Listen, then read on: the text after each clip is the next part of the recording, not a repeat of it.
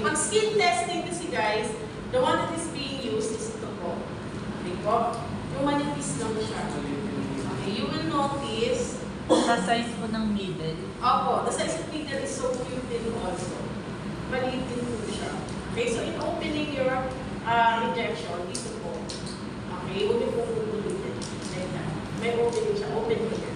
Okay, so you will notice all our needles are color-coded. Okay, so this one is for skin testing. Pink. Because the needle is so cute, guys.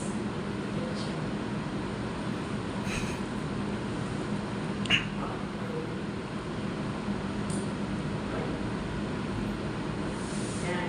So cute. Ayan. Super cute siya.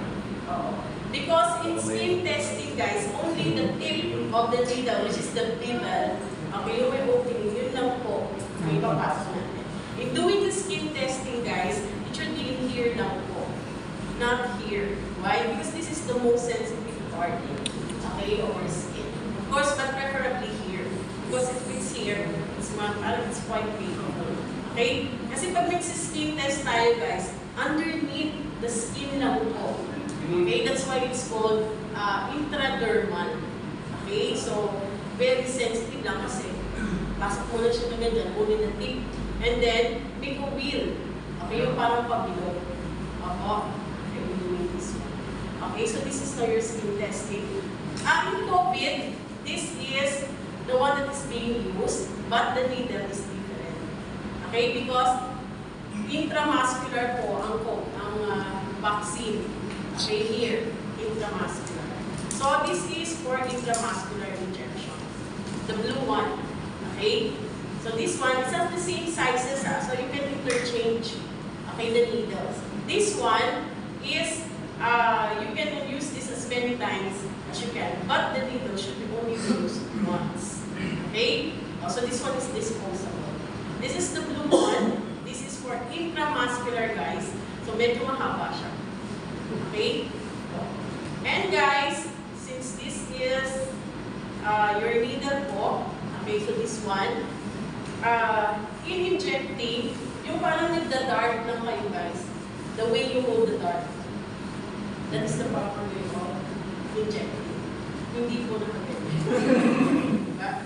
So like that. So threatening. So, the way you hold your syringe should be the way you hold the dart ka. Okay? And then, sa intramuscular po, okay, sir? Set.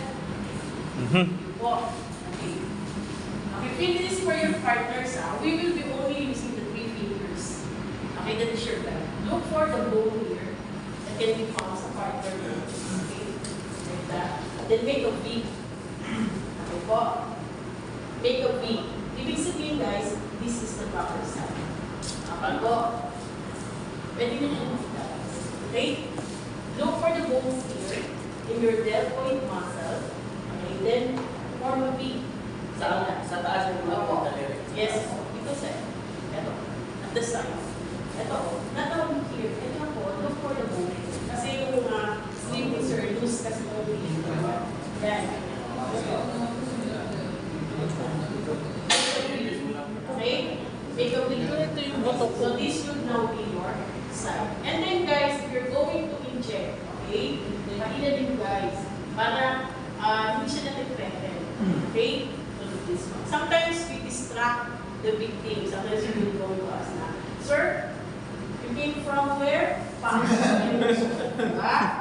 Diba you have noticed, distract mo lang kayo, and then saka kayo tutusukin if you're unaware. Okay? That would be the best. Because if you are watching, the anxiety, diba? Nagpapaganon ka. Okay, so 2. Okay guys, and then when you inject, diretso, pa. Okay, baon lahat. Lahat po deep IM. Okay, pa, isa. Huwag po yung half moon lang. Torture. Okay? Others think that half moon na, then pinaso. Okay, so pa, isang bagsak. Okay, kumbaga. Then guys, hold it like that. Okay, then plunge. Magkuha ka ng konti.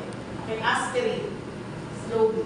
Okay, And then before you, pag walang blood,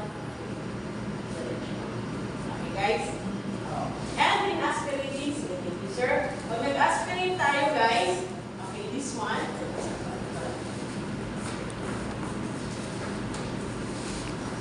Okay, this is the water for injection guys. Okay? Ito po yung water for injection natin. So very sterile siya.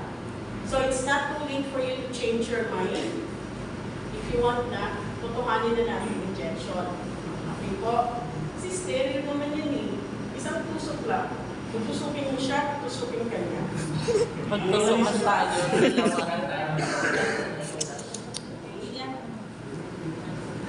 Yun ang gusto mo. By the way Kaya guys, pag ganyan, before boy na boy ka na aspirate naman po eh. pala, since virgin po, kasi munang labas na mag-aspirate kayo, ganun mo muna. Saka po, di ba rin? Di virginize. Di ko di virginize. Para hindi matigas. Okay. Nagpas.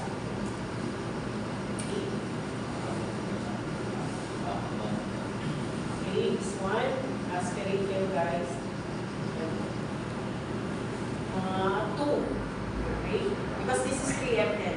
But, don't aspirate eksakto ng 2. Lagpasan nyo ng konti because we will still be removing the bubbles. Okay? Okay, so when we remove the bubbles, pipik-pipik nyo guys. And then, okay? Clear na tayo guys. Nainig ka. Pa-dark lang naman niya. Pa-dark. Nainig. So, wait lang. We will be using this as an aspirating needle. Dito kayo mag-aspirate so that yung needle ninyo is sterile. Ito, okay? This one. Ay, wala nang upuan si sir. Oh, sa dito.